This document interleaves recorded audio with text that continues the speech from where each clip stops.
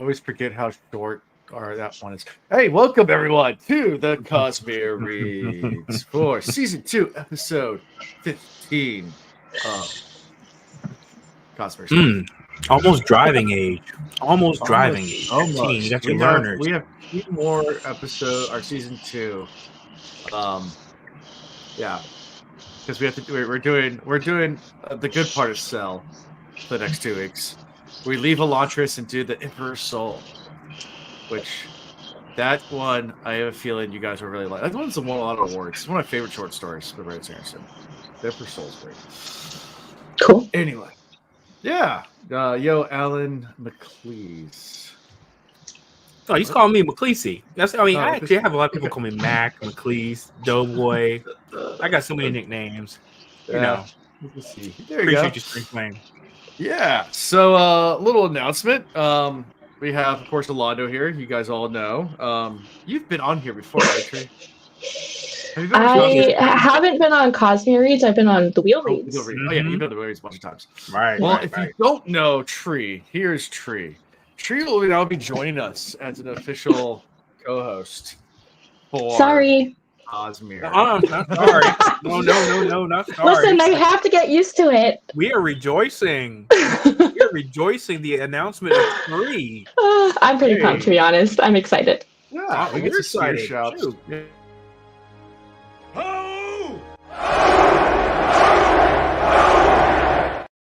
Sorry, I'm gonna play 300 clip anytime I get a chance to. That's awesome. I thought you were gonna do the Avengers Endgame. What, you wanted more? You know, I need to get that one too. Yeah, that'll be good. I need more clips. If anybody has suggestions for clips, send them to my email. It's idon'tcare@gmail.com. Nice. And this guy.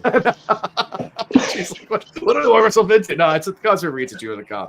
I might respond. I probably will. But yeah, send an email to me. Let me know what clips you want me to get, and I can get whatever. Cause chaos in Discord. Now she can cause chaos here. Yes. That's the point. We're just going to cause chaos everywhere, right, Tree? It's true. I've been known as a chaos gremlin, so yeah. There you go. Yeah. Well, Tree, do you want to introduce yourself more formally to our new game on block right now? I need to lock all these in. Gremlin, yes. We need to start a new Cosmere bingo card. I got the imagery in my head, like something. Chaos Gremlin. It's great. Yeah. I love it. So it should be fun. Well, yeah. I guess some people know you from the Will Reads, but there might be some Cosmere non-Will Time people out there that don't know who the hell Tree is. So, Tree, who are you? Yeah, I'm Tree. I do a lot of art. I've done like the logo and stuff for Wheel Reads and Cosmere Reads. I do just like some other fan-based art. All of our merch. I am on Watsonary. It's one of the captains, which is really fun. Cool. What else do I do? I don't know. I mostly just kind of learn everything. You mod everything. Yes, it's part of my grand Chaos Gremlin master plan. There you go. Awesome. People just give me power, and I just revel in it. Together, she's like, ha ha ha. Yes. Ha ha. So full disclosure, Tree. Now, as far as what you've read in the Cosmere, you've read Mistborn the first trilogy, right? Yes, so I've read the first trilogy of Mistborn. I've read the first 2 books of Stormlight, right. But I don't really remember the second one. Yep. I read Warbreaker. Okay. Elantris. Hope for Elantris now. Yeah. And the first book of the second era of Mistborn. Oh, so Alondo. Okay. So you've had some splattering. So he's gonna be a partially first-time reader. Mm-hmm. Yeah, it's like you haven't committed to memory. I mean, heck, I've read all of like Wheel of Time. I don't remember all the intricate details. You don't? So it's the same thing. You don't remember how many buttons rained on his jacket on chapter 14 of the 3rd book? I mean, 4.5. I got. It's such a shame. Such a shame. Such a shame. I would fail at a Wheel of Time, Wheel of Fortune, Wheel of Time. What's the game called? The Wheel of Fortune. Yeah. I used to do that. The Water Fortune. Water Fortune. Oh yeah. Oh, I love Water Fortune. Yeah, we used to do that all the time on this channel. We stopped doing it. I guess I could find someone to do that and start bringing it back. I don't have time to do anything else right now, guys. So we'll just figure that out eventually. Life happens, man. It's all right. No worries. Yeah, I'm so like personal life. I know I talked about it 2 nights ago, but I sold my house a few weeks ago. It closes in like 2 weeks. So holy jeez, that was a quick turnaround on that. Yeah. Oh yeah. So Phil, Alondo's been in South America. So he doesn't even know what's going on. I've been out of the country. I've been out of the hemisphere. Yeah. He's been in South America for 2 weeks. Yeah. So so we put the house on the market. Within 2 days, we had an offer and accepted. Jeez. Full price offer. Like, yeah, we want the house. I'm like, okay, fine. Wow. We were on vacation at the time. Then they set the closing date for November 8th, which is in 2 weeks. 2 weeks. Meanwhile, we have not even found a home at the time to move into. So like we have a deadline of when like we're kicked out of our house, and because it's not our house anymore. So tonight we made an offer on a house. I'm praying that they accept it, and that we can set a really fast closing date. And we do have some rent back times, so we can rent back the house. Sorry, Alan. Oh, I feel like I lost your audio for a second. Sorry, I did build in some rent back time, so I can rent back my house for a very short period of time. But there is some grace in there. Got it. It won't be my house anymore. I'm renting their house, which used to be my house, for a few weeks. Well, if you need to, always remember you can just pop up some tents in my backyard, man. You're covered. I've had so many friends say, dude, we got couches for your kids. You guys can just build air mattresses and hang out. And I'm like, dude, we're good. We'll figure it out. I also have 2 guest rooms, but I'd prefer to, put you guys in the backyard. I don't need that many kids in my house. I like a quiet lifestyle. Yeah, if you guys could just like rough it out in the backyard, I might put up a porta potty for you. But I mean, I got an SUV, and my wife is a Suburban, so I joked around saying, hey, 2 cars, we're good. That's right. Yeah, you'll be fine. Cars. Let's live out the cars for a little bit. Just post up a Newport News Park. You'll be all right. Yeah, it'll be all right. Yeah, we'll be fine. Definitely not like gonna start snowing soon or anything. No, here. It's been 78 degrees. We're good. Oh, cool. Then I'm in Canada, so it could snow any day now. That's comfortable. It's 50 degrees right now. It's 59. It's 60 degrees. Yeah, so you're fine. You're fine. It was 71 degrees today. It's 72 degrees tomorrow. We're good. Yeah, absolutely. That's perfect camping temperature. You're fine. It's great. Yeah, the kids will love it. It's supposed to be 80 next Wednesday. So, and for all 80? You guys who do Celsius, I don't even know what that is. I brought all my plants inside because I went away for 2 weeks. I come back, my plants are like all withered and stuff. Yeah. It's like because it's like it was hitting like 40 degrees in the evening. Yeah. I was like, oh my gosh, my plants like withered. I bring everything aside, set up like a whole irrigation system. I just finished it like minutes ago. Yeah. And now I'm like looking at the lows are gonna be like 60 something. I was like, I could have left them outside. Yeah. Oh man. Well, whatever. Yeah. That's the way it is. Yeah. It is what it is. Mm-hmm. Well, I'm kind of stalling a little bit just to talk to you guys because there's not much to talk about here. But literally, I can tell you guys about my trip. Okay, yes, I want to hear about your trip. So, by the way, I'm wearing a jersey from like one of my places I went to. This is from my Ecuador football team, and but it was so I went to we were in Bogota, Colombia first. Okay. And traffic sucked. Place is amazing. Then we went to Quito, Ecuador, which of course is at one point in time, I believe it was the highest elevated capital of any country in the world. Okay. I'm not sure if that still holds true, but I think it does. Don't quote me. So we were there, gorgeous, all the like buildings and all the things. Traffic sucked.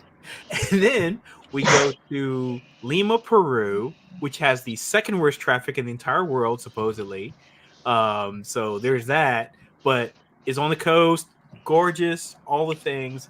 And then we went to Cusco, which is basically the starting point to go to Machu Picchu. So we went to Machu Picchu and did that. I got jerseys from every place I went to, so I was excited about that. Temperature, of course, was much lower than I thought it was going to be because for them, as we're entering winter, they're coming out of winter, kind of, because it's like, obviously south, the south of the equator. So it was like 60 degrees, 70 degrees at the best as a high. But the thing I did not think about was the one day that it was sunny. We were in Quito, which of course is right on the equator. Obviously, that's equator.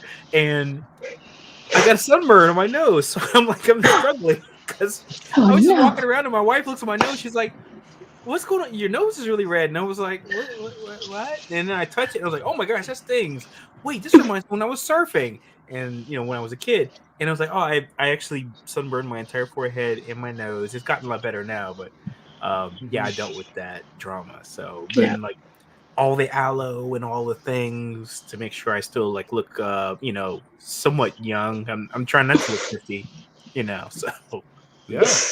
I'm working hard at it, people. A lot of water, a lot of whiskey.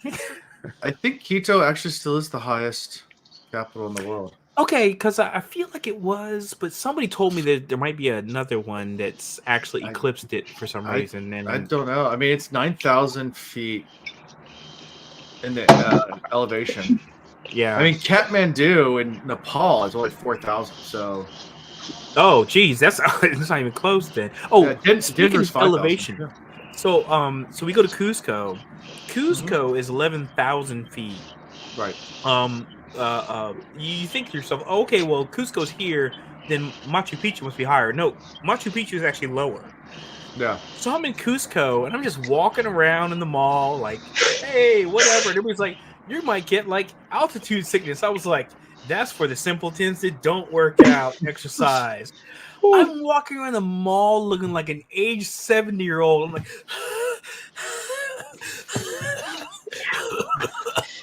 I mean, I was struggling and I was like, what's going on? And they tell you your stomach starts to kind of have an impact or a reaction to it.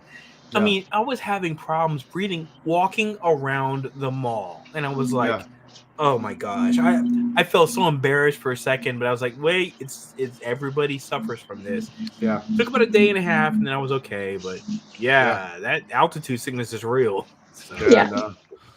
Yeah, I've heard that climbing, doing mountain climbing. I've done Appalachian mountain climbing, which doesn't really count as mountain climbing because they're hills to the rest of the world. It counts. It counts. I don't know. They're very small mountains.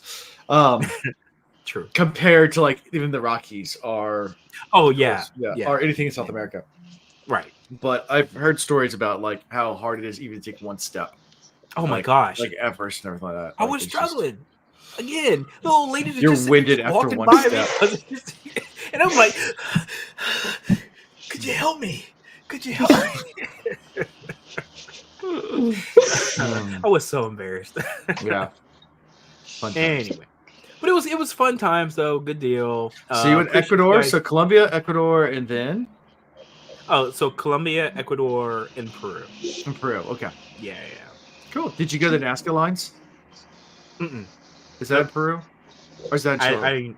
I think it's Chile, but I can't remember. I know I've looked at but you forget how far away things are when you're planning a trip until you start actually trying to plan the trek there. And then you're like, oh, because I was going to add Chile to the end of the trip. And I was like, oh, that's not really close to go to the capital of Chile.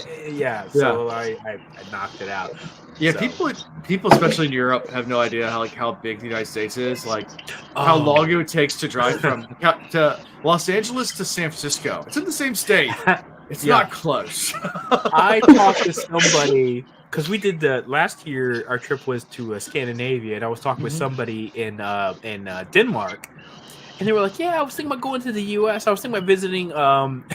And I remember I'm thinking about visiting Washington, D.C., Chicago, and L.A. And I was like, that's the whole country, right? And that's not quick. That's not like a quick like, oh, let me just pop over to Chicago. No, that's That's a not how it ways, works. people. That's not how it works. People don't realize how big the U.S. is. You can fit most of Western Europe in the Eastern United States. I mean, I'm talking about the original 13 colonies. So, right.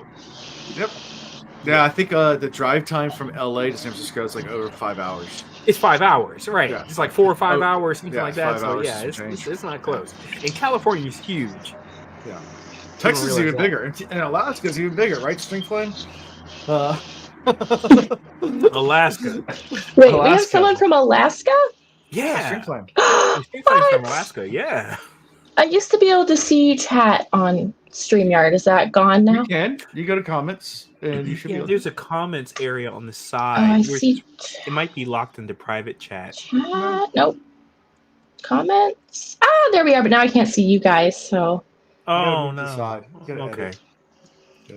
That's all right. Yep. Anyway. But look, I mean, people don't realize how big Alaska is until you see them the image that they have where it superimposes Alaska on top of the U.S. and you're like, "Yep, it's basically the U.S." Yeah, Texas is tiny compared to it. Yeah, that's a true statement. Well, Alaska's pretty much Canada, so it's your brothers. Well, kind of. It's British Columbia, right? I'm thinking about doing Alaska in Canada next year, just because I just want to check it out. I've never been to Canada. I have never been. You should definitely come to Canada. I've never been either. Never been to Canada. I've been to either. I've never been to either of our neighbors. I've been to Canada. I've never been to Canada. Well, I've been to Mexico. Here is Toronto. I can't really see it, but nice. You can't see it through the window, but we're here. About Toronto. Yeah, it's a fun city. So, I mean, I just feel embarrassed that I've traveled all these other places all over the world and have not been to either of our neighbors. I'm like, I should do at least one of them, right? Yes. Yeah. But if you come to Canada, then you both have to visit me. That's the rule. Yes, absolutely. That's not gonna treat. There's no way I set foot in a country where my people are at and don't visit my people. So that's just automatic. And I live like 20 minutes from the border, so like there's no getting past. You're there with I'll the be border waiting guard. there. You have to drive over a bridge, and I will be on the other side of that bridge. Gotcha. Nice. Yeah, you Tree can see America out of her, or USA out of her. It's true. Yard. Yeah. Jeez. Well, I mean, not out of my front yard, but after just a short little drive, we have like the big Niagara River, and then just on the other side of the river is America. Yeah, you live in Niagara, Canada, so it's like right there. It's No kidding. So Niagara Falls is really you've made that trek to Niagara Falls 1,000 times, I'm sure. Oh yeah, I used to like work in Niagara Falls. It's like I don't live in Niagara Falls, but I live close enough that I can drive there to work, right? So just trek over there. Makes sense. Very cool. Yeah. Nice. Fun times. Fun fact, Alondo, I was also in Columbia this year. Nice. Of course you were. Where were you at? Cartagena? No, I was in Medellin. Medellin, yes. Or Medellin, or there's 3 places that people talk about. It's Medellin, Cartagena, or Bogota, right? Bogota, so yeah. You gotta go to one of the 3. So yeah, it was great. What did you think about Medellin? It was gorgeous. It was like one of the most beautiful places I've ever seen. I've heard so many good things about Medellin. So yes. Thank you for confirming that. Yes. Really good. Cool. Yeah. All right, let's talk about some Elantris for the last time. This won't be the last time we talk about Elantrins, because there's more Elantrins later. Oh no! But you said the last time. I was like, I don't think that's the last time, is it? This is the last bit of Elantris. Oh, okay. We still have one more short story that takes place on the same planet, Cell, but it's nothing to do with Elantris. Oh, okay. Yeah, it's on the same planet, misunderstood but nothing to do with Elantris. Okay. No. So cool. Anyway, the Hope of Elantris. So this is an interesting way of writing a little short story, because we start after Elantris has been restored, and Raoden is sitting alone in the palace because he's like the new king or whatever, and Ash comes in, Serene's Sion. And Raiden's just like, just to tell Raiden that his wife Serene will not be attending dinner because she's pregnant, and it's quote, it's his fault. Yeah, it's his fault. Yeah, it is his fault. By the way, of course, I'm listening to the audiobooks, and it was so unsettling to me that whoever read these chapters, they pronounced the name wrong. They pronounced a bunch of stuff wrong.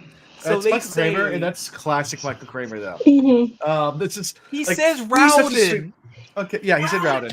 He did. And he says Shao, not Shaod. Not Shaod. Shao. Shao. And I'm like, So Michael Kramer is classic in mispronouncing every name in the Wheel of Time wrong, and he is such a nice and sweet human being that I love him. Again, I have no doubts about his skill and capability, everything about it, but it just off-putting when you've heard the same terminology pronounced the same way for such a long time, and then all of a sudden it's like Rowden. I was like, who's this character? Yeah, I did the same thing. Okay, so it's not just me. Thank you for confirming that. And Serene, I think he said instead of Serene. That's right. He says Serene. Yeah. I was like, what the heck? Yeah. Who? Oh, Serene got it. Serene. Yeah. All right. So Sarah Palin never actually said she saw Russia. Okay, that's not good. Yeah, okay. Sorry, I started reading the chat.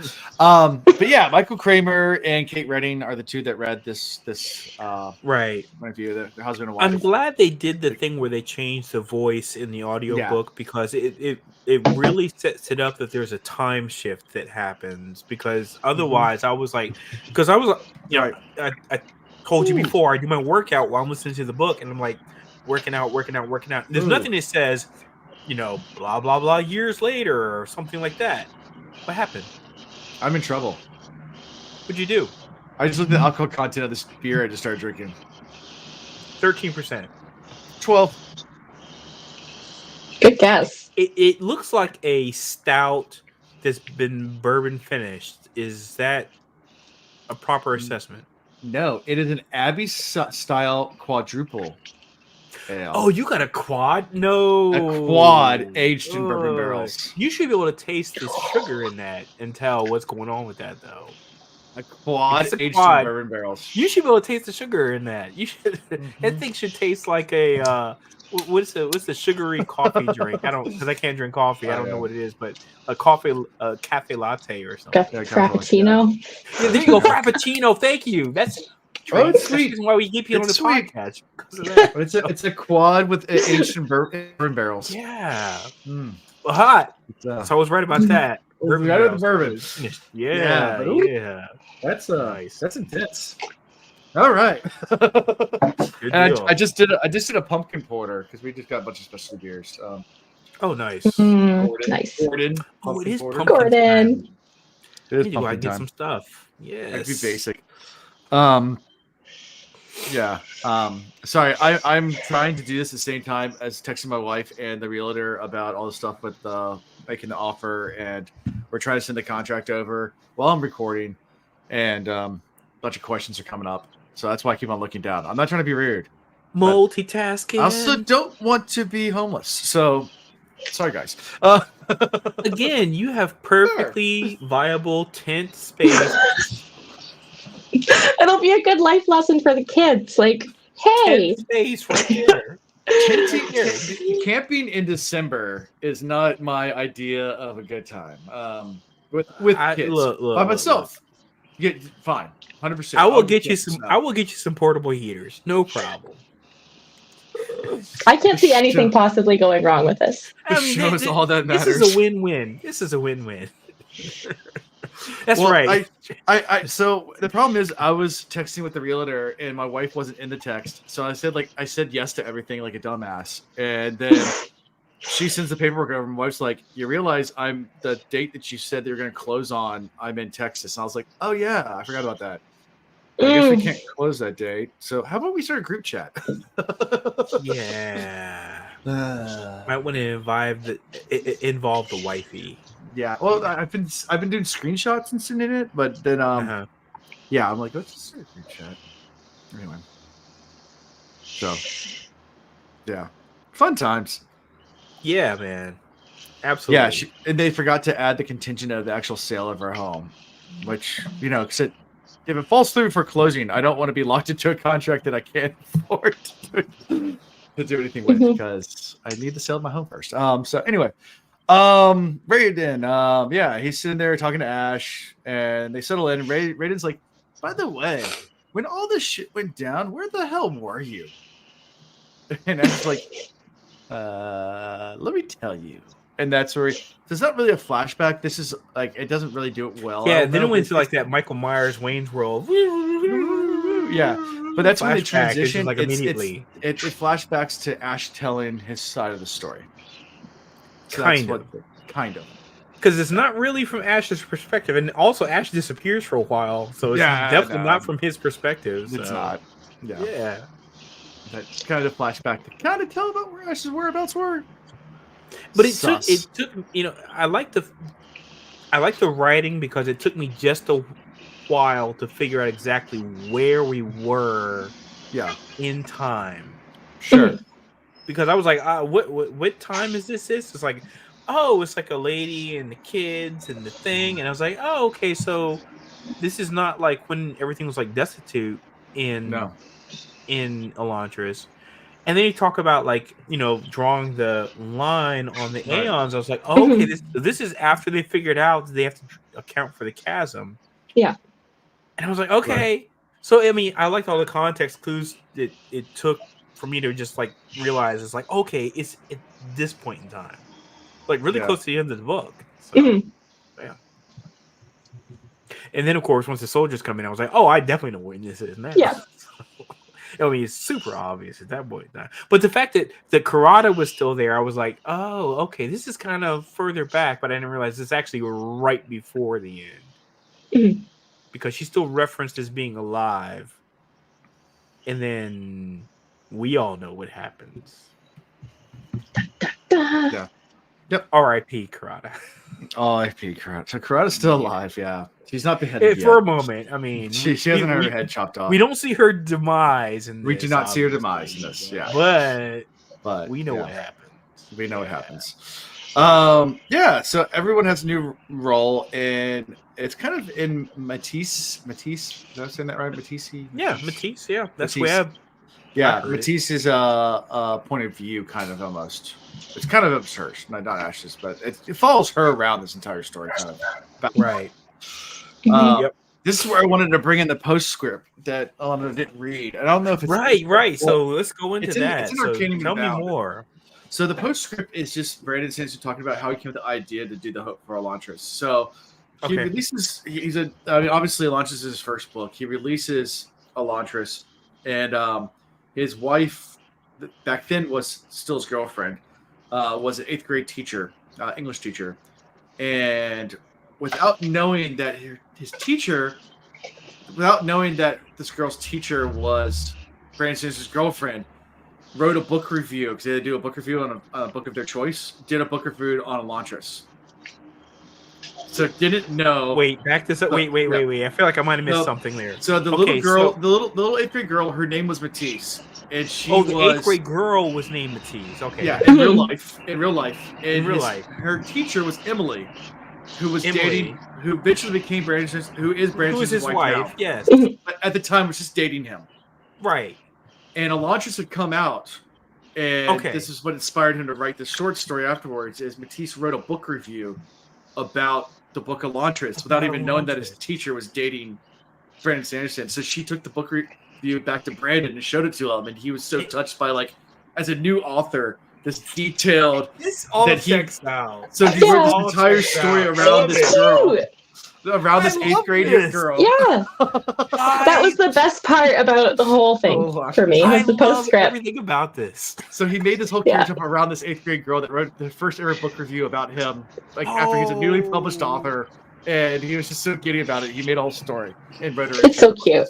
Of course, I got like all the 1,000 questions. How did this? I mean, I know Elantris wasn't like the hugest hit, but it did have a following when it came out. Right.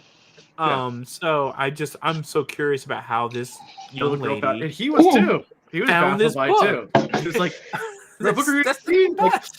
And the girl had done this book review, and like he said, like she like had made clothing to put like little scraps inside there to like say how the Elantris clothe themselves, and like she was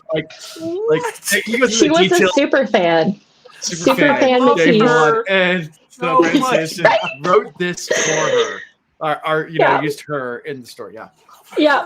So I read it and I was like, wow, Lynn, why are we reading this? Why are we talking about that? Because I'm not an Elantris fan. Like, it was okay. It took me about 3 tries to actually get all the way through it.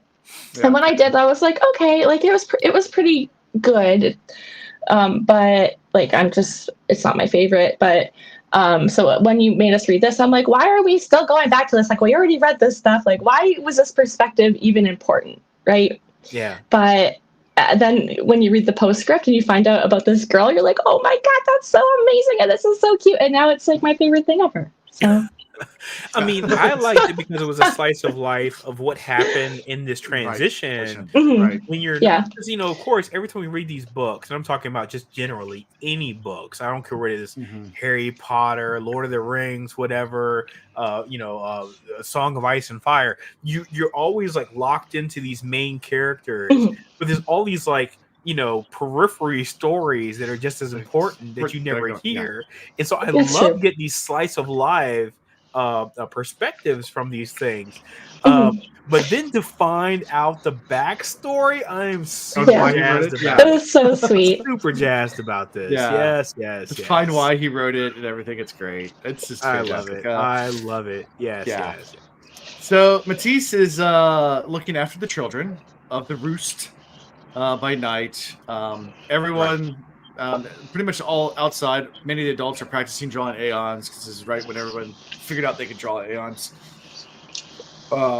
Matisse is kind of trying to put the kids to bed. Let's see. As Matisse observes many of the adults outside surrounding Galadon, as Galadon's trying to teach everybody. I guess, is this what? It's not yet when the attack happens, right? No. Not yet. It's like Galadon kind of disappears. Galadon kind of by the way, I was still trying to understand why they were all outside drawing aeons. I could not. Well, I mean, was it just the excitement? Was it just the excitement of knowing that they could actually draw them and they would actually persist? Let's go back to when Raiden first started drawing aeons. He didn't know the finesse of it and almost burned down an entire library because it just blew up. And so I think they're going outside for safety. Like, if they're gonna practice, like, and accidentally start a giant fireball, I guess I'm thinking more about the fact why are they doing it at night? I mean, they're just saying because it looks like cooler. At night. Because if they glow, I guess you can see them better. Like really cool. Playing with sparklers. If they glow, that's a good point. Didn't think about that. Yes, it might if they're because remember they're still kind of faint, right? Have you ever been to a rave? Like, if you did the glow sticks during the daytime, it sounds cool. It's not as cool. Okay. Aeon rave. Alan coming in with the glow sticks theorem. All I can think of now is Terry Crews in White Chicks just doing that thing with the glow sticks in the club. And he's just going off. Yeah. I love Terry Crews. That dude is he's like a treasure. He's amazing. Terry Crews is an amazing person. Yes. Do we have a Terry Crews gif or? We do need one. We need all the Terry Crews. Hey, look, put down the list. Terry Crews. Okay, Terry Crews gif. I need Old Spice commercials. I need Idiocracy. I need all of it. Idiocracy, yes. Yeah, President Camacho. I need a ton of Idiocracy gifts.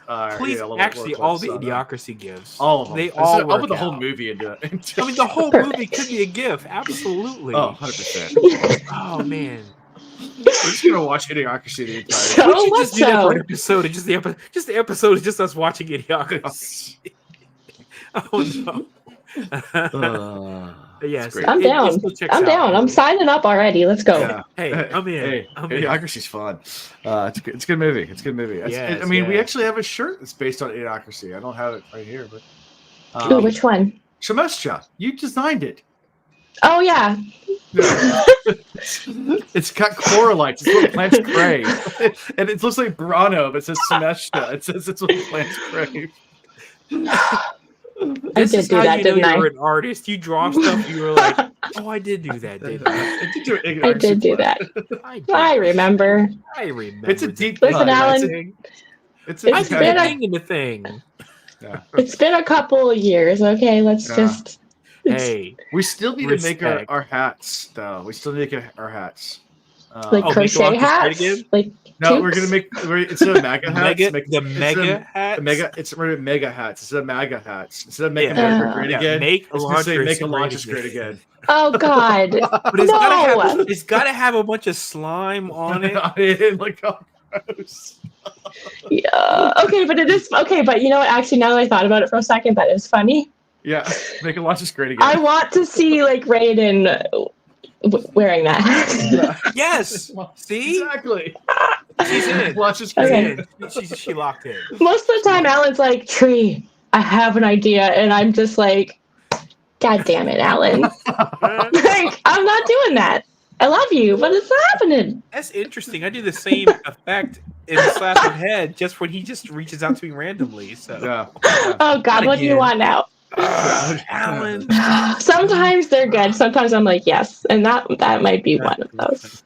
Sometimes, yeah. Sometimes they're just ridiculous. There you go. Like, so if I have like a guy like doing a backflip off of a car and it says something like, yeah, no, Alan, this is a podcast, not Jackass. Yeah, yes, true. Although sometimes at Jordan Con with Ian, it seems that way. Love you, Ian. Yeah, Ian's awesome. Ian, you still check out, dude. You still check out. He's not. If you guys listen to Tuesday night, he's not in jail. His court case went fine. I guess he didn't say he got to court. But I guess you can put two and two together. He had a court case, so he's not in jail. Oh no. Good. Yeah, Good. I'll let him explain it once all it settles. I think he's not allowed to talk about it on the podcast yet, but we'll get there. Okay. He's back in court. One of my favorite pictures I have from the last time I saw him. He was in a dress. My dress. It was Tree's dress. It was my dress. Right, it was your dress, Tree. I forgot about this. It just looks so good on him. I let him keep it, actually. Hey, he rocked it. Right? He rocked it confidently. Tree's dress. Yeah. He rocked it confidently and Yeah. boldly. And he just I wear this. And I was like, the next year, I think I tried to put it on. Yeah, we were doing a whole like dress swap, so we tried. I tried to put it on. I feel like I'm too tall. I think the dress doesn't come up to my knees. Yeah. I'm not tall, but I'm like, Hey, miniskirts are in, right? Are they still in? I don't know. I don't know what's in. I'm 40 years old. I don't know what's in. I just start saying that. It's in. I don't even know. I get made fun of. I'm not 40, now. but I also don't know what's in. So don't feel bad, Alan. Yeah, I get made fun of my socks now. Apparently, like ankle socks are like for old people now. Which oh really? Yeah, so apparently, like wearing like calf high, like the crew socks that like we made fun of because only old people wear them. Like those are now popular. Ooh, no, I can't handle those. Yep, but that's so not ankle socks are cool as long as they have designs on them. Now you just don't like wear like plain ankle socks. They get stuff on them. Yeah, yeah. Like all my ankle socks have like artwork on them or something like that. I mean, yeah. What about toe socks? I still love cool, using, right? I still love using Gen Alpha and Gen Z slang around my friends' kids because my kids don't use it yet. Like they're not to that age, but I have like friends that have kids in high school, and we'll go over, and now I get to be the weird guy that's like, ironically using slang to be completely cringy. You got to get the gif from 30 Rock of Steve Buscemi when he's got these like "Hello, fellow kids," and he's got the skateboard. Yeah, you got to get that gif. Get it, Alan, because you could have used it right now. I could have.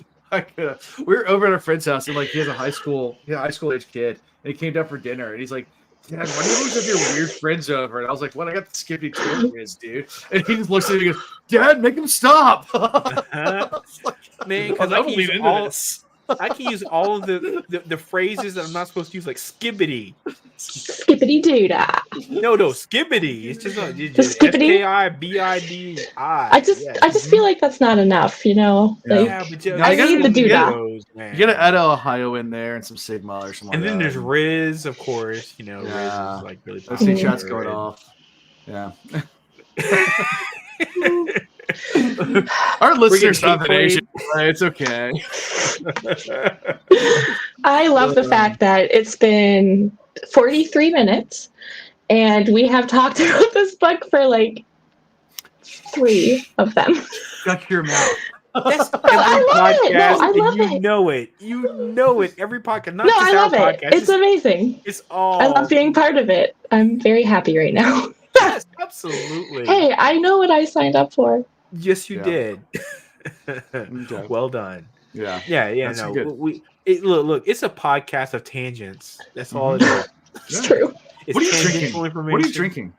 And now Terry Crews as well. This right here. This is actually a cardamom finished whiskey that I made.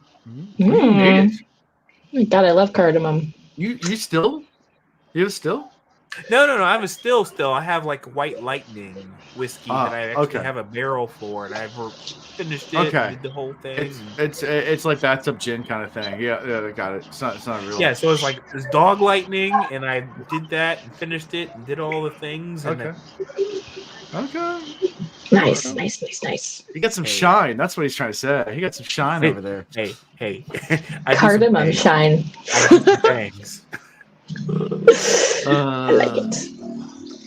I have I had a Coffee Crisp Stout. Ooh, coffee stouts. You said Coffee Crisp? Coffee Crisp, like the chocolate bar. It's a Canadian chocolate bar. Never heard of this before. The only thing I've heard that's similar is Cookie Crisp, which of course is a cereal in the U.S. Yeah. No, so this is Coffee Crisp. Coffee Crisp. It's like a wafer kind of bar, so it has like I don't know, like a really sugary, like dense kind of like mousse filling. Like it melts in your mouth, but it's still kind of like it's gonna hold the shape. And it's coffee, like a very light coffee flavor. And then it has like the Kit Kat wafer kind of situation, and then it's just completely coated in chocolate. Gotcha. It's a chocolate now, of bar. course, like, I can't have caffeine, but I'm really curious, and so I would like order one and then give it to my wife and be like, "Taste this. Yeah. What do you think?" You should at least smell it. It smells so good. They're one of my favorite chocolate bars. Okay, I've got to see it. If you get a chance, like I want to see like the wrap. Oh, I can look it up on Google. I'll look it up. Coffee Crisp. Yeah. Now, do they have like a cool like commercial or something, or is it just? Like, I don't know. Just something everybody knows about. I have the commercial. I have a clip of the commercial. Finger blasting is the best. See, I knew you were gonna do that. I knew you were gonna do that. I was like, I bet you he's gonna finger blast us. Sure enough, right on time. Finger blasting's the best. Right on time, wrecking your mind. Here comes Alan one more time. Okay. Oh, there you go. You spitting bars over there? What's going on? Oh no, I don't spit bars. I just drink the whiskeys. I just drink the whiskeys. What comes in my mouth is actually a byproduct, but I just drink whiskey. Spitting bars like a Toblerone. Swallow the flow like a Toblerone. Are we just gonna? Never mind. I'm just gonna keep going and just ignore the wording that I just heard. Toblerone? Oh, wait, what? What's wrong with Toblerones? You don't like no, nothing. You're right. I just hate Toblerone. No, that was not the thing I heard. I didn't even hear Toblerone because I was so caught up on Alondo saying what comes in my mouth, and then my brain just say that, but I can see where your mind went there because I said something similar. Yeah, I did say something similar. So I can see how you juxtapose. So that editing thing, Alan, you still do that, right? For these things? I don't have time for that. Oh, great. We're on a 40-second delay. I don't know if you knew that. Love it. Anyways, continuing on. This podcast got a lot more interesting. Thank you, Tree, for joining us. Yes, it did. Chaos Gremlin, activate. Yeah, Chaos Gremlin. Let's see. Galadin's watching a lecture. Karada. He has a new message from Karada. Yeah, because Dash informs him that she's in the library. Matisse asks if, to bar Ash for a moment. So that's where all that happens. It's kind of all set up until when they start hearing all the stuff. I mean, I'm trying to remember anything that happens before they start hearing the fighting.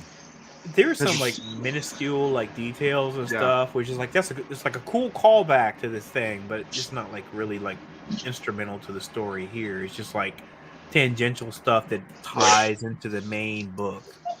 Yeah, it's kind of like just kind of pointing out, like, hey, look, here's all these characters, and these are all the people that you know, and this is what they're doing right now, and then there's fighting, and then the fights, and the screams. The guard comes in, and the red and guys come in, and they're like, they wouldn't kill children, would they? They turn around and like, yep, they're killing children. Yep. All right, let's get them out. Yep. So, it's like Star Wars Episode 3. Killing the what do they call them? The younglings or something? The younglings. Yeah. Good old Anakin. Mm-hmm. Master Skywalker. And then that Joker, he just like zoom. He's just like lightsaber lit up, and he's like.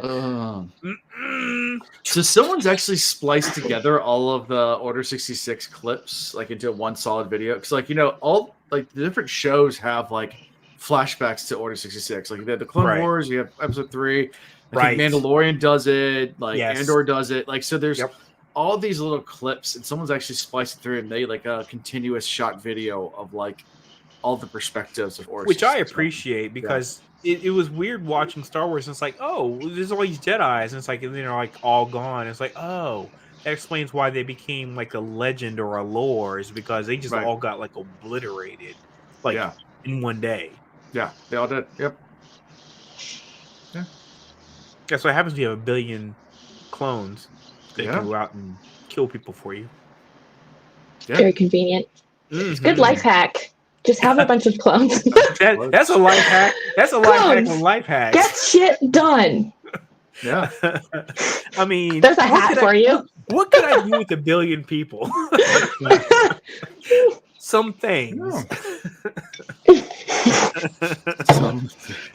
Some things. Absolutely. So yeah, screams. Suddenly, the Elantris erupts into distant screams, and this is when Ash flies away. Right. Yeah. And this is when I realized I was waiting for it to like keep with Ash and his perspective. Yeah. Sorry, I'm saying his. He's not really gendered, but it's okay. Its perspective. We'll use the biblical him and the biblical man, like it's not this guy. Me and Alan be going back and forth with this history nonsense. We're using man to describe humanity, not gender. Cool. Super glad I'm here to. I like it. You keep so close to the Brooklyn Nine-Nine. Cool. Yeah, cool. We'll talk about that. Concocting my DM right now. Fine. Well, it's interesting.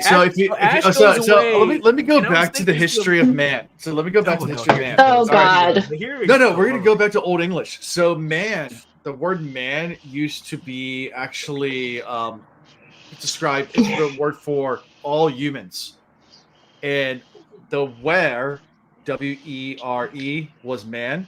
Where you get werewolves, it still carries on to that. Mm-hmm.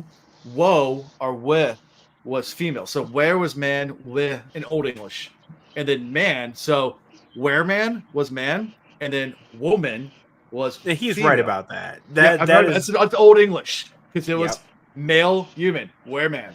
Yeah, man was female. Human. Yeah, was woman, and it was then eventually the where dropped and off. Where and woe, which makes so much sense if you think about it. If you think about it, that's where the origin and the where dropped off for male gender. But the origin of man actually meant all of humanity. If you go back to Old English, so like just give you a history lesson of where all that came from. Cool. Yeah, and that's where you get woman. So if you guys wonder the origin of where women came from, it literally meant female human. Woe meant or with meant women.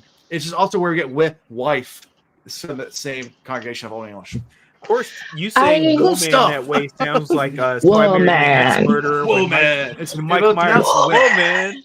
It's pronounced Whoa, man. with women, with, and then where was for man, and you should get werewolf. Yeah. But yeah. I still kind of want to call guys weremen. Weremen. I might just bring that back. Bring it back. Weremen.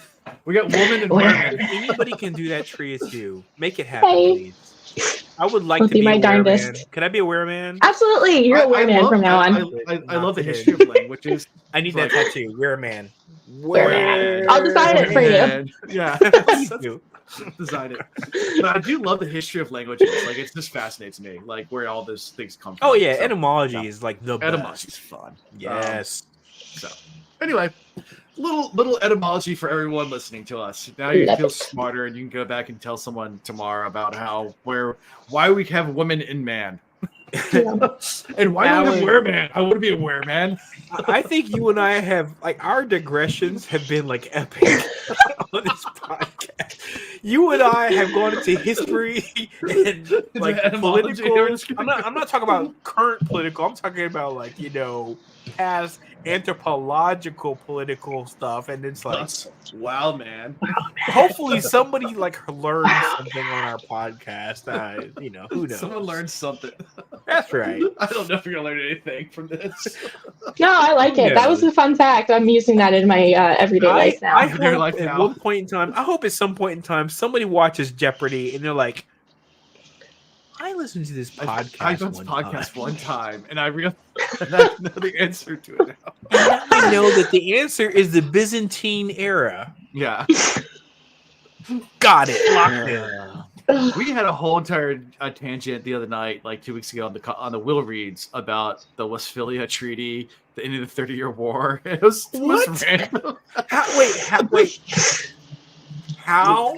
I don't know. I don't even remember how it came up. I think Street Flame might have been involved in that conversation.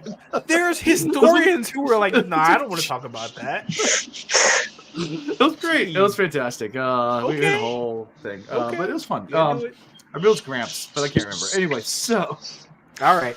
So screams in the distance. We're like 2 pages into this. We've got 3 pages. I mean, how many pages are there? It was like 9 pages. So we're 2 pages in, right? At 6 in the morning, we're going to finish this podcast. I promise. Yeah. We got this. I'm involved in a lot cooler stuff than the Westphalia Treaty. Okay, String Plane was not involved. Sorry, I didn't mean to throw you on the bus. I think you were there though. Let's see. So they try to get the children out. They start running. Galadin and Karada disappear. Elantris is just in chaos. There's screams everywhere. People are being slaughtered everywhere. Yep. On the verge of following Idris, stopped by Matisse and ushers them to wake the children. Informed that the Fordal army has invaded the city. Yep. Yeah, and they start running for their lives. Yeah. Yeah, it's a bad situation. They're like bad. completely caught off guard because, I mean, you're ready for your internal enemy. You're not ready for an external enemy. No. Yeah. So they did not know what was coming. Plus, this is like a peaceful day. It's just like, I mean. Right, generally. Yeah, I'm trying to think of historic events that everyone I think of is too close to home, so I kind of think of older ones. But like, there's been times where like it's a complete like peaceful thing going on, and then like an army invades, and it's not peaceful anymore. So yeah, the children tells the children to run. They all start running. Ash comes back to distract some of the soldiers. Does his best. And this is when I guess Dash starts to fight. He fights bravely, but he's a Elantrian. These guys like take a paper cut, and and it's just like they fall apart. So he takes the sword to his chest and just mouths for her to run, for Matisse to run. Right. So now he's taken by he's part of the collective. He's taken by the Hoid. The Hoid. Hoid. The Hoid. Okay, Right, yeah. cut the head just because. Why not? Because not to confuse with Hoid. It's not Hoid, it's Hoed. Because Hoid's a person. Hoed is something that happens to you. So. Anyway. Yeah, Hoyd's a whole different thing. Yeah. Let's see, Ash tries to motivate her to run. Sends Ash to find Idotris. Tells him to lead the children to the library where Galadin and Karada will be. This is actually where she stops and hesitates and starts to draw the Aeon to blind them. The Aeon to blind them. Right. It's kind of a cool scene. You know, to like be badass enough to stop and start just drawing glowing things in the sky as an army's literally charging you. That's pretty ballsy. She's badass. Yeah, it's badass. Yeah. I mean, it's better to stand your ground and try and do something than to just run away and know that you're going to be overtaken. It's better, but it's not easy. No. Right? Like that takes someone super duper brave. You dead go straight. Hey. In that moment, would I do it? I don't know. You don't know until you're in that moment, right? So. You know, I mean, knowing that something might hurt you and having the ability to still do it anyways that's what's called courage. Like knowing it might hurt you. And then also knowing that it might hurt you and doing it anyways is also called stupidity. And this is why life is really hard, guys. It's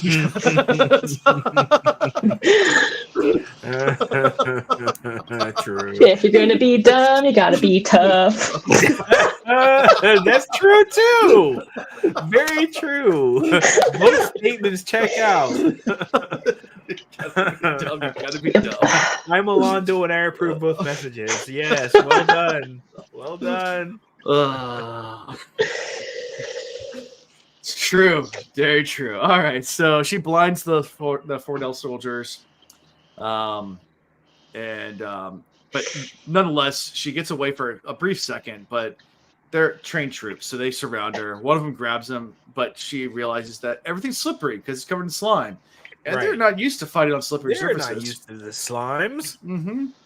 She gets a well-placed, kick and kicks one of them off. And something about that, I feel like she was like the Australian breakdancer. She was like went down, the hopping kangaroo, and yeah.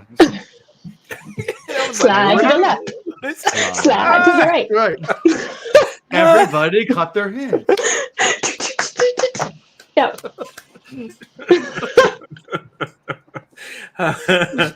Cha-cha now. It's perfect. Oh man, well done. Yes, she gets him off his guard. Yeah. Yeah, it does.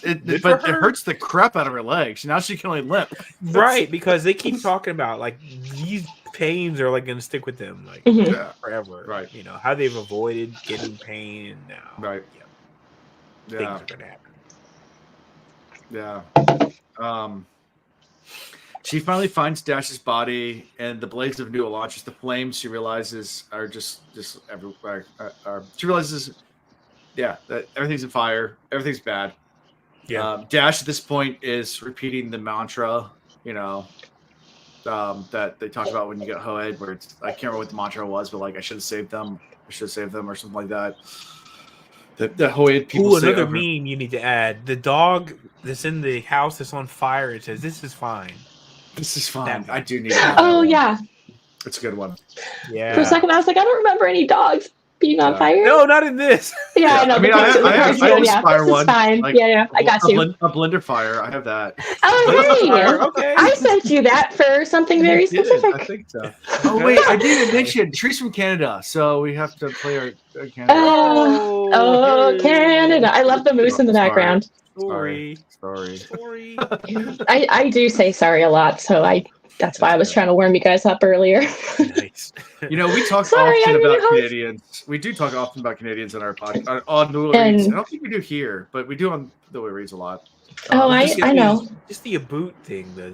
Oh no, it's more about the why we have the Geneva Conventions is because of Canadians, because they are freaking assholes in war. I mean, literally. The reason why we have Geneva Conventions is because of Canadians. Sneaky badasses. No, you guys commit war crimes. That's what's wrong. Sneaky badasses. Oh man, I'm gonna just reserve my comment. I know. I'm sorry. Yeah. Yeah. Come to Canada, everyone. It's great. Yeah. We won't commit war crimes against you. We're super nice. Yeah. Super nice. And then Maple commit a war syrup. crime against you. There's like a meme out there about Canadians. It's like super nice until you give them a hockey stick, and then they're not nice anymore, and then they'll kick your ass. You're like, I heard you like teeth. Sorry. Sorry. Well, I think I don't know if Alondo was around for that episode, but I talked about in World War I during the trench warfare that one of the big things that Canadians did that ended up becoming a war crime was they would throw canned foods over to the Germans across the trenches, and they did this for weeks. Like, we just throw canned food over to the Germans. The Germans were starving. That seems really nice to me. It was really nice. And then after like 2 weeks of throwing canned foods over, they started throwing grenades. And that became a war crime. All That's just like handball and hand grenades. That's like just something wrong with that. I don't know. Yeah. No. That is. That's what the Canadians did. I mean, is that a war crime? Because that seems pretty fair to me. I don't know. Move. I'm co-opting that move. Just FYI. I mean, I'm gonna be embarrassed about it for a minute, but for a I'm gonna minute, co-op that move. that is a war crime now because they're Okay. So if I do that to my neighbors, yeah. Well, you can't. so like. we okay? Are we okay? Is that all right? Just don't know, so Do you have like neighbors that you really don't like? I got two, Mm. saying, I could, I mean, maybe not like a grenade, but like, other something else like stink bomb, bags full of dog bomb? poop. Flaming dog, you can just- maybe. Okay. Yeah, Okay. maybe something less violent, but still like Okay. upsetting, Got you. All right. Cherry bomb. Sure. Yeah. See, probably Yeah, worse. that. What's it say? Probably worse in reality. Super nice. Oh, that's why Alaska's better. Okay. Super nice. Everyone takes care of each other. Alaska's on a different level. It's because it's like Yeah. there's nobody there. It's like so sparse. They got each other. They have to. It's like town 300 miles. Town 300 miles. Grizzly town. bear, 300 miles. It's Well, crazy. look, all kinds of things in those 300 miles Well, that you all don't kinds- want to tangle with. That's all I'm saying. you don't want to mess with. No, you do not want to be out there. Yeah, grizzlies and polar bears are not your friends. They look cute in the Coca-Cola commercial, but polar bears, yeah, But it's pretty. I ain't gonna lie though. they look cute. Everything I've seen is pretty though out there. I mean, gorgeous, pristine, pretty. Yeah, So, Polar bears are something that you are not safe on land or in water or anywhere. They are so fast. so the deal is, if you see a polar bear, it's already too late. Slide to the left.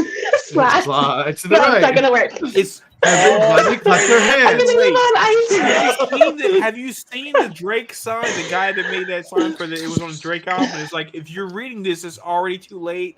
That's polar bears. Yeah. If you have seen one, it's too late because they will pursue you Yeah, forever. that's also holds true for F-22 Raptors, our military airplanes, the Air Force. If you see them, it's already too. Yeah, that's a lot of American technology, though. Seriously, you don't- don't see them. don't get in that situation. Nope. Yeah, I mean the radar signature of F-22 Raptor the stealth technology is the size of a bumblebee. So like if you're trying to find them on radar, Don't It's, do it. Don't you're do not gonna it.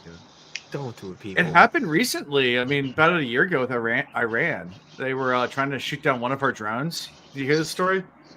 They so one of our drones was flying not in Iranian airspace, but close to it, and two Iranian MiGs went to go intercept it. We're following the drone, and F-22 came up right underneath them. They didn't even see it. And they're getting ready to shoot down the U.S. drone, and the F-22 just comes up next to it, turns the comms on, that and checks it's like, out, though. Seriously. go home. That Just says go F-22. home. Just By the go way, home. Go home, you're drunk. And it was a Just go home. colossal failure when it came out. The F-22 was a colossal It failure. was. And they were like, "Oh, it's not doing anything we expected it to do." It took Yeah. years, but now it's like That's that 22. it's now gotten refined to exactly what they hoped it would be. Yeah, I mean, what the Yeah. 35, the Scary, by the way. 35 That was thing a is failure. Scary. The 35 Oh. is still like almost a failure. I mean, the Yeah, George 35's Strait- well. I think 35 is gonna be a failure. That's I think it is too. That's The an 22's Alondo the 22's a thing, nice but play I though. think 35 is a nice failure. play. 22's Yeah, but nice play. 22. Well, we get the first fighter wing here in Hampton, so we get to see them all the time up in the sky. The 22s are always with us, but you know. It's crazy, living where we live. I can see them things like flying all over the place, and people are like, "Oh man, I can't believe you! I saw one." I was like, "Yeah, that's just called." We see them every day. we see F-18s, F-22s. The joke that we always say is like they're like whenever someone out of town like sees a fighter plane and they're like, "Is that one of our jets?" I was like, "I hope it's ours." Yeah. No. There's no possibility it's it's not ours. ours. It's no I hope so. I grew up Wait in a Florida, second. Patrick Air Force Base, and I remember the day an SR-71 flew in, and I was like, "Oh!" I mean, seeing that thing just fly, just go, just come in, I was like, "I can die now." I hope it's one of ours. It's not gonna be Yeah, good if no, it's not. There's no possibility. Yeah, I know, there's not. Anyways. Yeah, nope. So Dash is doing the Hoyd thing. His mind's broken. Yep.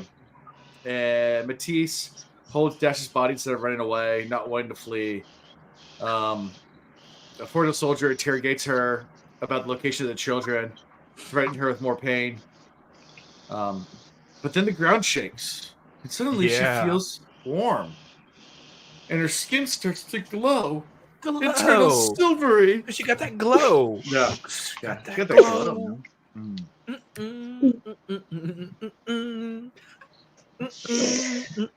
Sorry. Yeah. It's okay. Last Dragon. Sorry. Gotta do it. It's all good. Yeah, started glowing. Realized that this is the exact same time when Raiden ran down from the pond and drew the line in the city. And the city became alive. Yeah. And everyone starts to heal right away. And the Fordell people are like taken back. Because Elantris is all returned to life. And Right. By the way, Daddy Dash. I like the reading in this audiobook because it really emphasized the Fjordell accent better than the main Elantris book. Now she did read the word Colo incorrectly. I'm fine with that. Colo.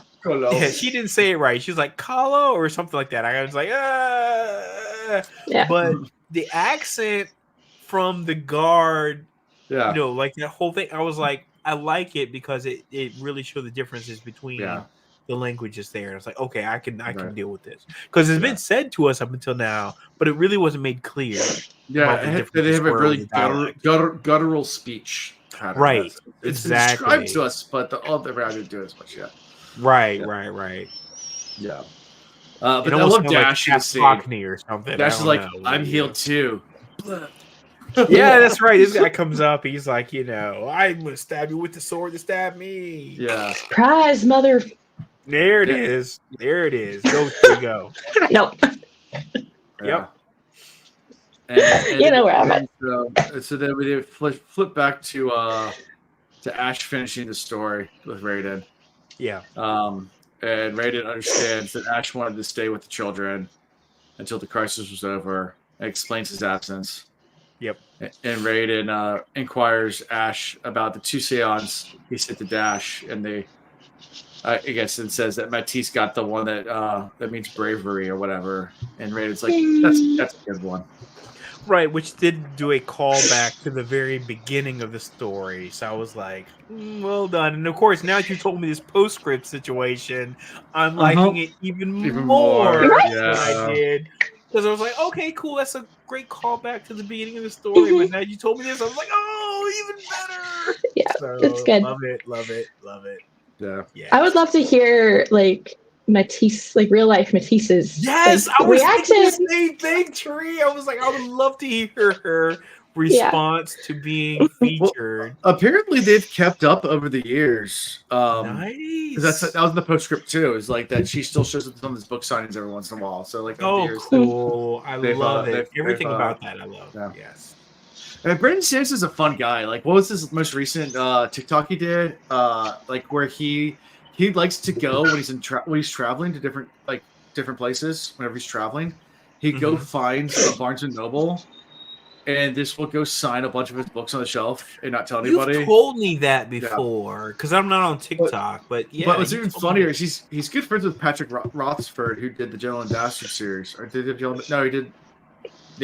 Not Gentleman Bastards. No, who did that? Okay, let me get my. No, that's the what's Patrick Rothsford? It's not the Gentleman Bastards. What's one? Well, they're still all biting off of breakfast Yeah. and Tiffany's. I can't. Let's see. He It's in another room, and I don't want to. Name of the Wind. It's the Name Killer. of the Wind, King- which I've King heard Killer. so many good things about. King Killer. King Killer series. Sorry, not Gentleman Bastard. King Killer series. No, I think Scott Lynch is Gentleman Bastards. Yeah, Scott Lynch is Gentleman Bastards. Patrick Rothsford Okay. is King Killer. So Who King does Killer Name series. of the Wind, by the way? That's Patrick Rothfuss. Okay, because I've heard so many good things about that. I need to get on that. He's friends with Brandon Sanderson, and Brandon Sanderson told him about what he does at Barnes and Noble. And Patrick Rothfuss was like, I'll never do that. Like, I do book signings. I will never do that. So then Brandon Sanderson, as a joke, went to Barnes and Noble and got all of his books and signed his signature in all of Patrick Rothfuss books at a random Barnes and Noble. And took pictures of it and sent it to him. Like, so then Patrick Rothfuss was like, I won't sign my own books. And he did the same thing at different Barnes and Noble, or Patrick Rothfuss when he got all Brandon Sanderson's books. So someone out there owns these super now rare collectibles of like a Patrick Rothfuss book with Brandon Sanderson's signature and vice versa. Which I think is just awesome. Like, because that's super collectible. Like, I love it. I love everything about this. Signing each other's books. Oh my goodness. Wow. That's fun. Sign your name across my book. And that's how we pretty much end this little short story. So. Yay, we did it! We did it! Hooray! Awesome. I don't know how we talked about it. I mean, the audiobooks were 45 minutes, so I don't know how we went longer. We didn't talk about it. We didn't talk about it at all. That's how we had a history class. I've listened to a podcast about a movie that lasted 3 hours, and I was like, yep, that checks out. Okay. Yeah, I'll do it. I listened to a podcast. There's this podcast I was into. It's called Goodfellas, something by minute or whatever. And all it was like every episode was each minute of the Goodfellas podcast broken down. And considering that every episode was like 30 minutes, hey, it happens. It takes a lot of time to analyze things. So yeah, I'm not hating. Nope. Yep. Yeah. Awesome. We did it. Go team. I would ask for a favorite character, but Matisse is it for everybody. If it's not, then after hearing the postscript, then you have no soul. So it's you said Matisse is everybody's. After hearing the postscript, I will. Oh shit! My favorite character is Sereni's fetus. The real hope for Elantris. Yes, Free. Free. Oh, I love it. I'll give it a Dash. I love it. Yeah, Dash is badass. Walking into this, I was gonna say Dash. Yeah. Yeah, he's pretty good. Yeah. But then I'll give it to Pregnant Serene. I was like, just like bitching out, right? It's all your fault. Look what you did to me. Yeah, you stack the odds against me, so unfortunately I have no choice but to go with Matisse. Yeah. There you go. I mean, she's my favorite in the postscript. Does that count? Yeah, that counts. Oh, she definitely counts. All day long counts. Definitely. I kind of want to make a shirt that says "Who is Matisse?" and then go to are like, "Hi, I want to meet Matisse," and then go to They a just book have signing. a QR code. It just Yeah. basically everybody has to scan like with their Yeah. phone, and it says. I just want like Matisse to like come up to me like, "Oh, hi, I'm the real Matisse at a book signing." Yeah. I'm like, "Oh, that's really cool," and then I just like go about, Yeah. You have to track her down. yeah, track her down. That's what I'm saying. Mm-hmm. It's always weird when you. By the meet, way, like, in a non-stalker way. Oh, yeah, Not of like course. track No. you down. Like we're not trying No, to like- dox you. Yeah, no, that'd be non-stalker way. We just No. want to like just hear your like side of the story. So yeah. There's been so many Yeah, times, like that's at cons, like at Jordan Con especially, where I meet people that have direct connections to like books, and like I had no idea who I'm talking to at the time. And it's afterwards, like, do you know who you're just talking to? I'm like, no. Oh, I was Robert Jordan's niece. I was like, oh, cool. Like, Yeah. It's super fun. I love when that happens. cool. I And then do I met love when that happens, I met too. Brandon Sanderson's like the lore keeper that does like that works for Brandon Sanderson that does all like to make sure that all the lore amongst the Cosmere is all kept. Like I met that person. I got a ribbon from her at one of the Jordan Cons. Nice. But you know, it's just random. I heard she gets get ribbons, so I just walked up to her. I was like, "What do you get ribbons for?" She's like, "You have to ask me a question about the Cosmere." I was like, "Okay, I can do that." You know, Mm. nice. Yeah. My favorite was meeting Michael Kramer this time at WaCon and just completely embarrassing myself. I've never met him in person, like in the flesh, but I've met him. Wait. He's come on our YouTube channel, so he's been on YouTube Yeah. on the Wilfried's YouTube He's channel. great. Yeah. Why how did you embarrass yourself? I mean, Oh, I you're a don't know. fan. I guess that's objective, but like, we were having lunch, right? So like they all give you like sandwiches or whatever. So we're all sitting around, and I'm at a table, like a round table, and he comes and sits like one person to the right of me, and I'm sitting there and I'm trying to eat my sandwich, and I'm just like, don't say it. And then I said it, and the thing I said was, you know that I fall asleep like listening to you like a lot, right? I say it really like yeah. I get it. Yeah. I get it. It's a kind thing because it's like that's it's how really often weird. you listen. But I get it. That It's like that's my first thing. I was just like, it was in there. I was like, that's intrusive. Don't say that. Be cool. Be cool. Be cool. It's like, so by the way, you know, I listen to you in bed all the time, right? It was he giggled and I wanted to die. Yeah, you were like, I'm And then, digging like, the hole. later- You're like, I'm digging the hole and putting my hand into right I now. know. I was like, I thought it would be like, I don't know. I knew it was bad, but then I was like, maybe it'll be cute and like lighthearted and like not creepy at all. It was very creepy, and I'm very ashamed. And then I talked to him like later, and I was like, I'm sorry, I said that. That was really weird. He's like, no, I hear it all the time. I'm like, cool. Yes, exactly. And then we partied till 5 a.m, so it's good. We're cool now. Everything's fine. You know, I have met numerous celebrities over my lifetime, somehow or another, and they're always like expecting you to like say something awkward or do something awkward because you don't know what to say. It's like, well, No. we're not friends. Yeah. How often do you walk up to random people and just say, "Hey, Yeah.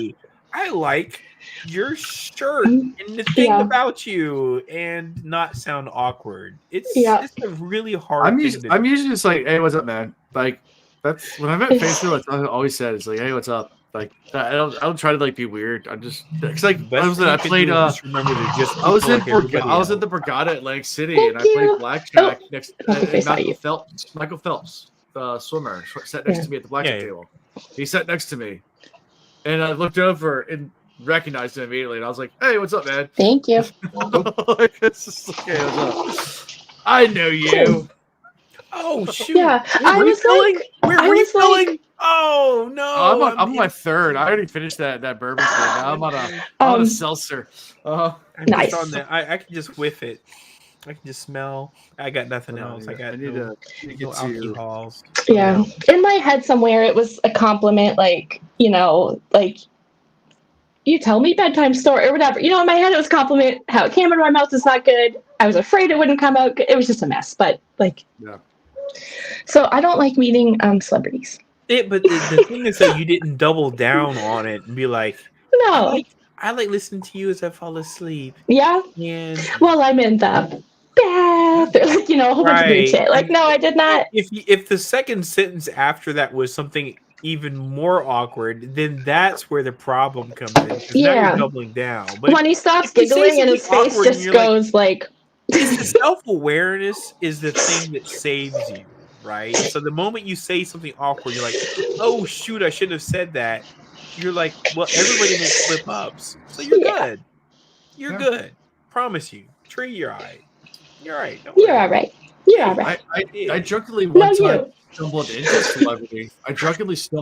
celebrity. And almost knocked them over and didn't realize who it was until like a half an hour later. After the bodyguards definitely roughed me up and kicked and threw me out of the casino. I was in Vegas. Who was it? Paris Hilton. You bumped into Paris Hilton. I was drunk leaving a blackjack table, like literally walking out of a casino. I was the Hard Rock Casino, and she came with an entire entourage, and I was trying to like weave through like the people, and like literally bumped into her, almost knocked her over, and like a bodyguard grabbed me and like pulled me aside, and I was like, what the fuck, dude? He's like, just go, and I walked out. I was like, what the hell is all that about? And I walked back and like drunk and get back to the hotel. I was like, I recognize her from somewhere, and like it took me like half an hour. I was like, "Oh shit!" Like, wow, it was one of those moments, like sitting in my hotel room, like, "Fuck." I feel like that is a little bit of an overreaction on their part. Well, I mean, you gotta consider when it's a young lady. They. I don't think there's any overreacting to somebody coming within their space. Yeah, but that's totally fair, and I totally agree with that. I just think it's different if someone's like getting up from a table and they're not really seeing what they do, and then somebody's like, "Oh, sorry," like kind of I was like drunkenly stumbling out of the casino, into the okay, that's different. I can see the bodyguard's perspective on that. But I was you're right. People, because they're like, I was trying to walk through them, trying to get to the exit, and like ended up bumping into her, and the bodyguard grabbed me. I was like, "Get out of here!" I was like, "Sorry." I got you. I had a different picture of the situation in my head, so that makes sense. Like, it was one of those things where like I was like, she looks familiar, and like I couldn't put two and two together because one, I was drunk, and two, I was expecting to see Paris Hilton. And it wasn't until like half an hour later I was sitting there in my hotel room. I was like, that was Paris Hilton, and I immediately went on like, what's the? And the reason why I went on TMZ, and it was like I went on TMZ. That you see on the way you see people on TV look nothing like when you see them in real life. No. They look like average, ordinary people, unless they're like dolled up to be on stage or on camera or something. Yeah. But every time I have run into a celebrity, I'm like, oh, you just look like people. Yeah. Whatever. That kind of thing. Yeah. So, it is what it is. So that's the time I bumped into Paris Hilton. Good. All right. It was fun. Fun times. So next week we're going to actually be finishing. Yeah, we're not going to finish. We're doing the Emperor's Soul. It's in Arcanium Unbound. You don't have to buy it. Okay, so don't buy another book. It's in Arcanium Unbound. All right. We're doing half of it. So we're not doing the whole thing. Yeah. Okay. It's longer. So and instead of chapters, they're days. So we're doing prologues through day 30. Prologue to day 30. And you can also, if you have the Arcane Unbound, you can read the Shella system too. So they have a little 4-minute, if it's on audiobook, it's a 4-minute little talk about Cell, about the planet. Okay. So you can do that, and then that gives you some background to Emperor's Soul as well. Okay. And then we'll read through day 30, and then we'll do the rest of it through day 98. The time after. Got it. All right, so we will do prologue through day 30. Yeah, and they're not straight days. Like the first chapter is day 2, day 3, day 5, day 12, day 17. Like it doesn't go like. Oh, it's not like 30 mini. It's not 30 mini chapters. You said day 30. I'm thinking of entries like The Martian. No, it only does every few days. It has a all right. It's kind of like entries like that, but it skips days. So okay, cool. All right, I will make it work. Yeah. Emperor's Soul. So and Tree, have so you read that is on Halloween. No, I haven't. No, I Oh, thought you wait. were skipping Halloween. We are skipping Halloween. Never mind. No, we're not doing Halloween because We're not I got to doing hand out Halloween. candy. Alan's got So kids. we are so- recording Yeah. that on the 7th. I have to go So- to a raging party with 2 of my friends So it and will Gotta be next do week. it. watch It'll be the week over the after. garden wall. It'll be the week Lock after. it in, And Tree. Alon- Lock it Alondo, in. I did email you the list. I saw that. I saw it pop up. So thank you, Alan. Okay. And then so we do on the 7th is going to be Emperor Soul Part 1, Emperor Soul Part 2 Okay. is the 14th, and then on the 21st, pending I'm not in crazy, I'm trying not to be homeless mode, we start the Way of Kings. Okay. Oh yes, I'm Uh-oh. excited. Tree got excited. Hey. Oh, Stormlight's alright. so good. Oh, that's so good. Mm. I've heard so many things about this book. Haven't- Stormlight Archive of course, is so I've- good. No spoilers, but I've heard many good things. Many emojis. Yeah. Good emojis about Yeah. this book. So. Yeah. The only thing the So- only thing I'm working on is trying to figure out where to add in the secret projects, which I think I'm doing it in between books.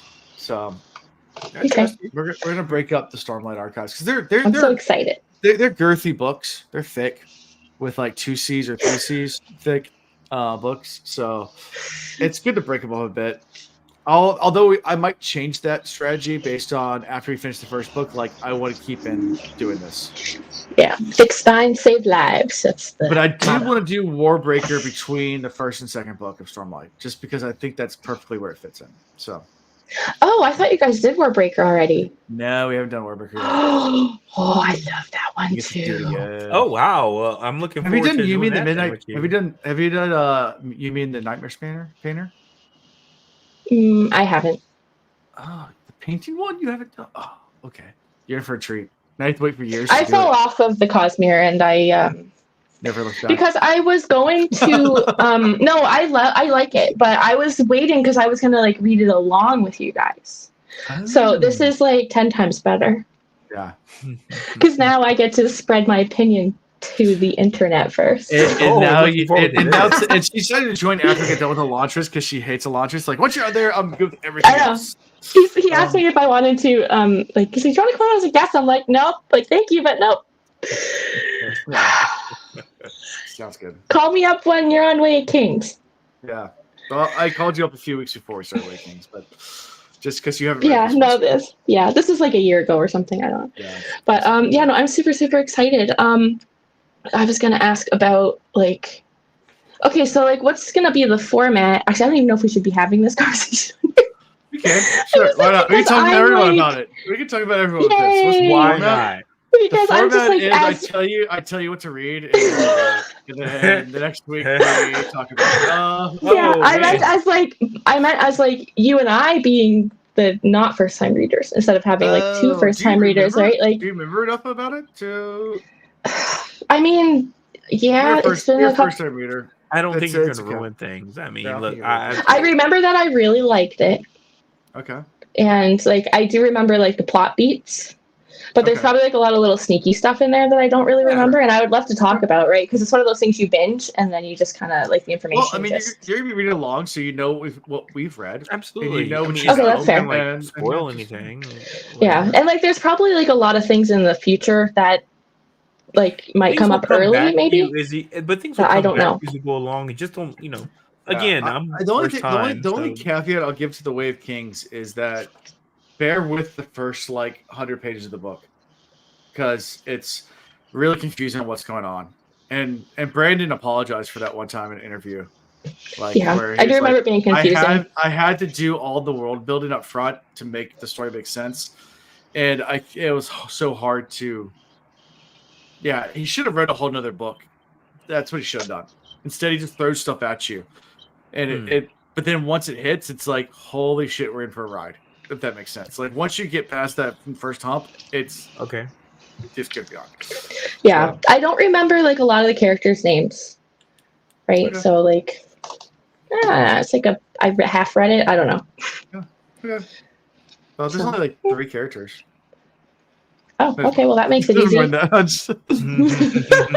There's more than that. That's why I don't remember them because there weren't No. any. Cool. No, there's It's no just Bugs characters. Bunny, Elmer Fudd, and Daffy Duck. Yeah, All right, we're there's good. not. We'll make it work. So yeah. So how can you found, right? It's at thecosmoreviews.com. I think that website works now. Hooray! Woo. Check the website. I did check. Check the technique. Let's see, cosmoreviews.com. Yeah, it works. Cool. Hooray. So yeah, hooray! Huzzah. Cosmoreviews.com. Go check it out. You can find links to a lot of things like Discord, which is the Wood Reads Discord. You can find links to merchandise, which is a separate merchandise shop, which we need more merchandise. Because right now we have Scottish Tank shirts and logo shirts. That's all we have.